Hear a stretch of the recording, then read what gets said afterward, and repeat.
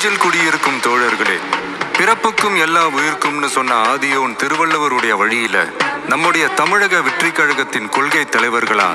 பகுத்தறிவு பகலவன் தந்தை பெரியாரையும், பார்போற்றும் பெருந்தலைவர் காமராஜரையும், அரசியல் சட்ட மாமேதை டாக்டர் அம்பேத்கரையும், வீர தமிழ் மங்கை வேலு நாச்சியாரையும்,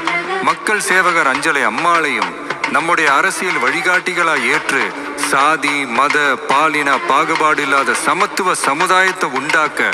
மதச்சார்பற்ற சமூக நீதி கொள்கைகள், அதாவது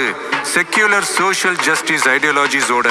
நம்ம தமிழக வெற்றி கழகத்தின் வழியா உங்களுக்காக உழைக்கணும்னு நான் வரேன்.